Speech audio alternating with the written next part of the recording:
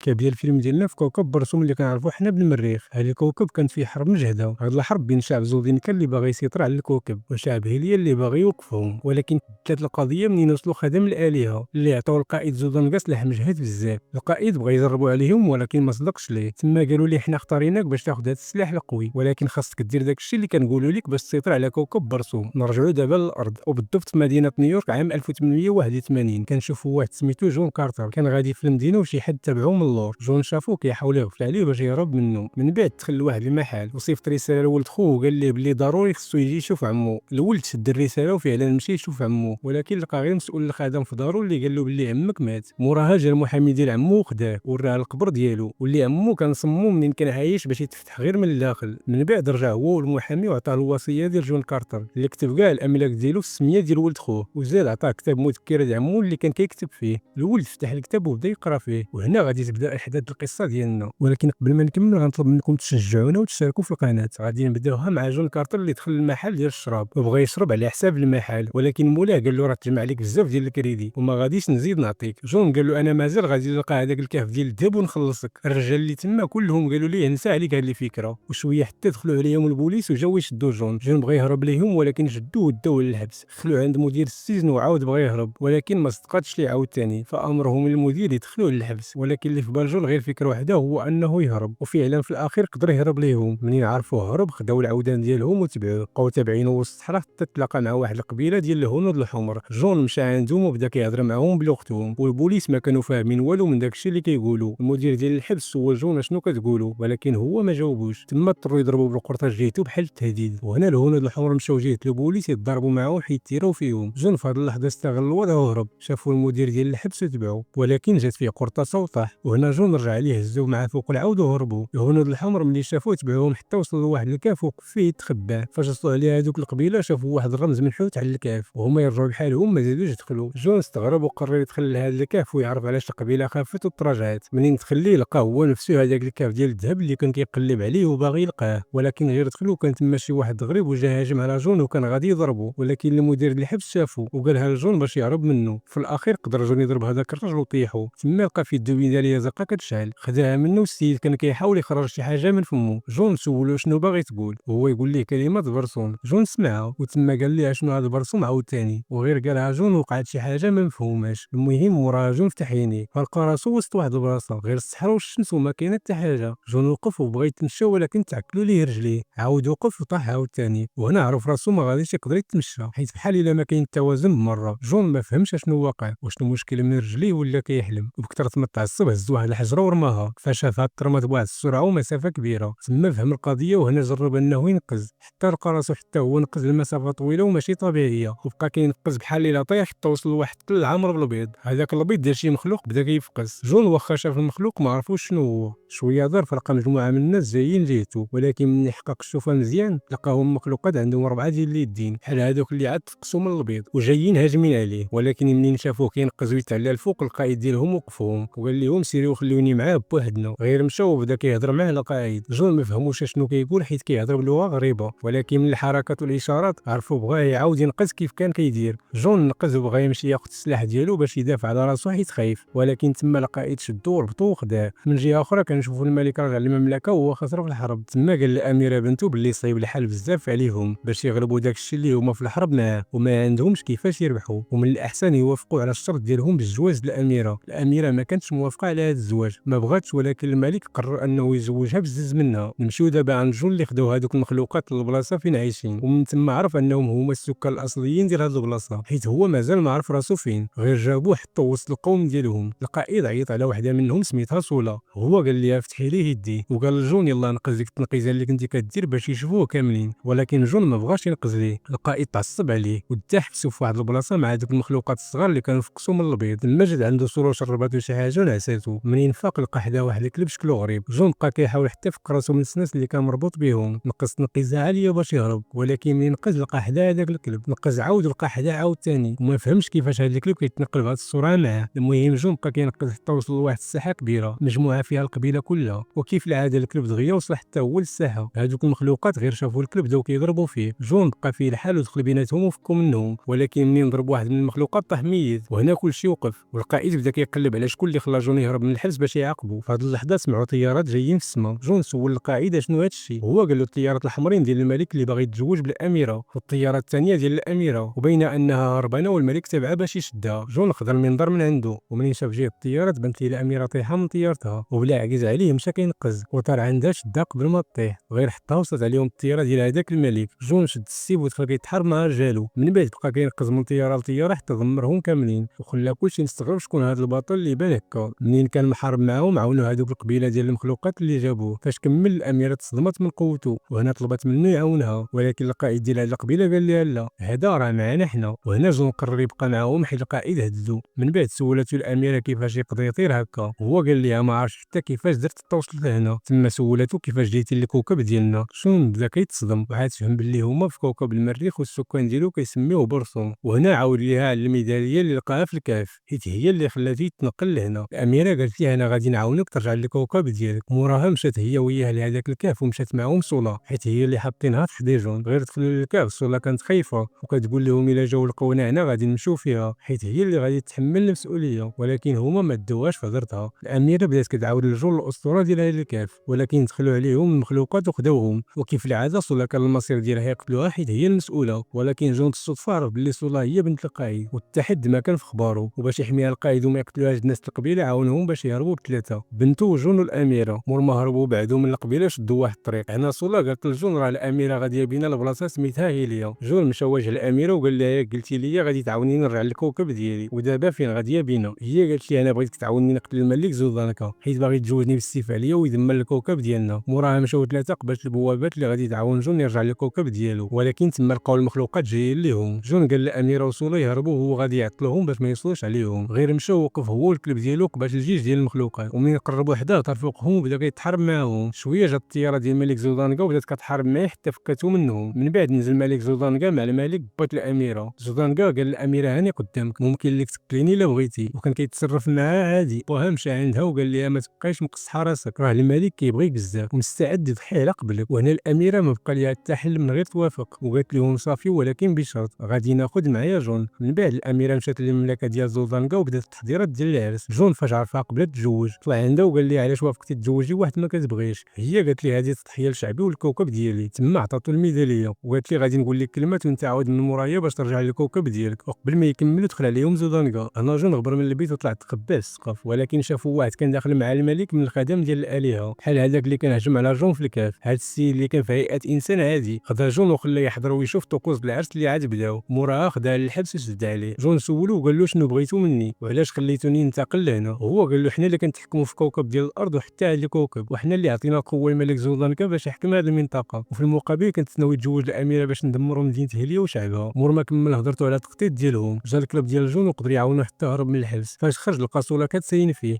وقالت ليه هذا الكلب غادي تلقاه تبعك فين ما مشيتي. هو قال لها خصنا ضروري نرجعوا نعتقوا الاميره قبل ما يقتلوها. وقبل ما يتحركوا جاو ليهم هذوك المخلوقات اللي كانوا تابعينهم، شدوا جون وداو ورماوه في الحفره تحت الارض، وتما لقاهم شادين حتى القائد ديالهم حيت داروا عليه انقلاب. موراها جاو خرجوه هو والقائد ودخلوهم لواحد الحلبه ديال المصارعه مع وحوش كبيره بزاف باش يتهنوا من جون ومن القائد. ولكن جون قدر يسالي مع الوحوش وقتلوهم وداز قتل حتى هذاك اللي دار انقلاب على القائد. وهكا القائد رجع للحكم ديالو على قبيلته. جون وقف وسطهم وطلبهم يتعاونوا معاه باش يقتلوا ملك زودانكا ويعتقوا الكوكب ديالهم وحتى الاميره منه. وفعلا الجيش ديال المخلوقات تحدوا معاه وقصدوا العرس. منين وصلوا لقاهم يلا غادي يكملوا طقوس الزواج. تما دخل عليهم جون وقال لهم هذا غير فخ باش يقتلوا الاميره ويدمروا الكوكب ديالكم. وهنا نضت الحرب بين الجيش ديال المخلوقات وجيش الملك. في الاخير قدر جون يقتل الملك زودانكا والجيش اللي معاه غلب الجيش ديال الملك وهكا انتصر عليهم. وهنا جون جا قدام الاميره وطلب منها الزواج وهي وافقت حتى هي ولات كتبغيه. ولكن في اخر لحظه فاق هذاك اللي كان متحكم في الملك وضرب جون في صدره حتى رجعوا للكوكب ديال الارض. جون فاق والقراص ورجع للكوكب ديال الارض في نفس هذاك الكهف نيت. ولقى المدير ديال الحبس اللي دخل معاه لهذاك الكهف تحول لهيكل عظمي، وهو ناض جمع الذهب اللي تما كامل ورجع اغنى واحد في المدينه. موراها بقى كيقلب لمده 10 سنين على ديك الميداليه باش يرجع للمريخ، وفعلا لقى الميداليه وقدر يرجع نسخه منه للمريخ. وبالنسبه للنسخه ديالو اللي في الارض لقى خطه باش يتعامل معاها حيت عرف ان هذوك خدام الالهه غادي يجيو ليه وغادي يبغيو يقتلوه. اول حاجه دار جاب المحامي وزور المساله ديال الموت ديالو باش يتدفن في هذاك القبر اللي سموه هو واللي كيتفتح غير من الداخل. هذه الخطه دارها باش يحافظ على الجسم ديالو في كوكب الارض وما يخليهش يشرف ولا توقع له شي حاجه، حيت الا مات هنا في الارض غادي تموت حتى النسخه ديالو اللي كاينه في المريخ. وولد خوه حاليا اللي كيقرا في هذه القصه قرب اللي سميتو هي الحل باش يتفتح هذاك القبر، حيت جون تيق فيه هو اللي غادي يحمي الجسم ديالو، وهو عارف بلي كاين شي خائن باغي يوصل للقبر بأي طريقة باش يقتلو. هنا ولد خوه مشى كيجري للقبر يطمن عليه، فاش وقف حدا الباب بقى كيفكر كيفاش هو الحل باش يفتح الباب، ومور ما فكر مزيان عرف بلي سميتو هي كلمات السر ديال القبر، وفعلا دار سميتو تفتح القبر. غير دخل لقى النعش خاوي عمو جون ما كاينش، وشويه حتى سمع شي ضربه من وراه، وهذاك كان عمو فايق وخرج من القبر، وهو دار هذه الخطه باش يشوف شكون هذا الخائن اللي باغي يقتلو، وهو اللي خلى ولد خوه يجي عامدا لهنا حيت عارف الخائن غادي يتبعو. وفعلا الخطه نجحت والسلام مع الخائن وقتلو. من بعد سلم على ولد خوه وشكرو حيت خلاه دابا يبقى هنا وهو مطمئن، حيت مقرر انه صافي غادي يرجع يعيش مع الاميره في كوكب المريخ، والقبر غادي يبقى في حمايه ولد خوه. موراها رجع جون دخل القبر ونعس من الناس، وشد الميداليه بيديه وقال كلمات السر، رجع للكوكب عند الاميره ديالو وكمل معها حياته بسعاده. وهنا تصل الملخص ديالنا، وما تنساوش تشتركوا معنا في القناه وتفعلوا زر الجرس باش يوصلكم الجديد ديالنا.